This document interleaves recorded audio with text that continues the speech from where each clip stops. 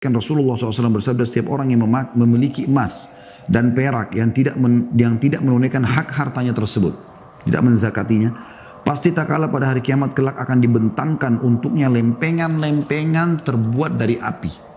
Lempengan-lempengan yang besar, ya, terbuat dari api. Lalu dia dipanggang di atasnya dalam neraka jahanam. Kemudian lambungnya, kedua kening dan punggungnya disetrika dengannya. Tempat-tempat yang paling menyakitkan, dahi, ya, kening, punggung, lambung, ya, itu disetrika, ditempelin panasnya lempengan api tadi. Setiap kali terasa dingin, maka diulang lagi untuknya pada hari yang panjangnya, lamanya 50.000 tahun, hingga urusan diantara hamba-hamba diputuskan. Lalu ia akan melihat jalannya, apakah ke surga atau ke neraka.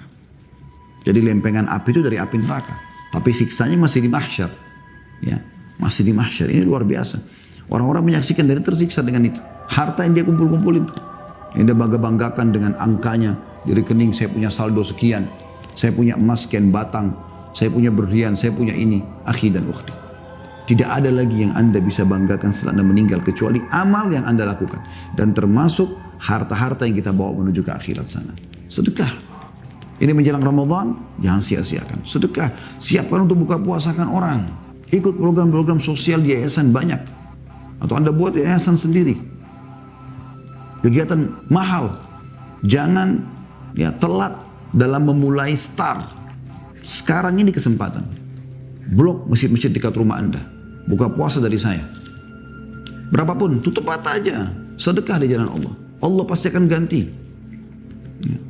Kita panen pahala orang-orang. Ada masjid lagi dibangun, sumbang. Rumah anak yatim, sumbang. Kegiatan sosial apapun, ikut. Ditanyakan, wahai Rasulullah, apakah juga pemilik unta? Unta juga nanti yang punya unta yang tidak menzakatkan untanya juga disiksa? Beliau mengatakan juga pemilik unta yang tidak menunaikan haknya. Ya. Dalam kurung di antara haknya adalah diperas susunya pada waktu memberinya minum. Melainkan ketika pada hari kiamat kelak unta tersebut dibesarkan di tempat yang luas yang lebih lebar, di tempat yang luas yang lebih besar dari sebelumnya. Ia tidak kehilangan seekor anak unta pun. Unta tersebut menginjak-injaknya dengan kaki-kakinya dan menggigitnya dengan mulutnya.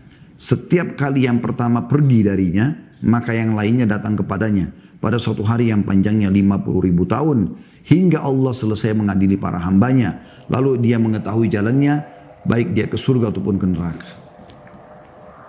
Unta ada zakatnya, ya, ada hitungan zakat. Kalau anda punya 5 ekor unta dan dalam haul 1 tahun, anda wajib mengeluarkan zakat dari jenis hewan. Anda tidak zakatkan unta-unta itu dan seluruh keturunannya, Allah akan datangkan hari kiamat, dibangkitkan. Anda ditidurkan, kemudian unta-unta itu didatangkan semua. Allahu alam sudah berapa ratus ekor, bahkan ribuan ekor dengan keturunannya semua. Akan menginjak-injak dia, semuanya akan injak sambil digigit, pergi semuanya. Setiap yang terakhir selesai, berbalik lagi, ya. Yang terakhir menjadi yang awal, menginjak-menggigitnya sampai terulang begitu terus. Ya, yang terakhir selesai, yang terakhir mulai lagi jadi awal terus begitu sampai selesai dihisapnya orang. Begitu beratnya. Ditanyakan, wahai Rasulullah, juga pemilik sapi dan kambing? Anda bilang di Indonesia kan kami nggak ada unta, Ustaz. Baik, yang punya peternakan sapi, peternakan kambing, dengarkan. Beliau menjawab, juga pemilik sapi dan kambing, kata Nabi SAW, yang tidak menunaikan haknya, melainkan pada hari kiamat kelak sapi dan kambing tersebut dibesarkan di tempat yang luas. Ia tidak kehilangan suatu pun darinya. Tidak ada yang bertanduk bengkok, tidak pula tanduk, ya, atau tidak bertanduk, ya. Jadi nggak ada yang tanduknya bengkok, nggak ada juga yang tidak bertanduk, tapi semua bertanduk. Atau retak tanduknya, semuanya utuh tajam. Sapi dan kambing tersebut menanduknya dengan tanduknya dan menginjak-injaknya dengan kakinya. Setiap kali yang pertama pergi, maka yang lainnya datang kepadanya pada hari yang panjangnya 50.000 tahun. Hingga Allah selesai mengadili para hambanya, lalu setiap hamba melihat jalannya baik ke surga ataupun ke neraka. Hadis riwayat Muslim di 17 halaman 67. Ya, di sini penulis mengangkat salah satu saja jenis siksaan di mahsyar. Itu masih ada siksaan-siksaan yang lain.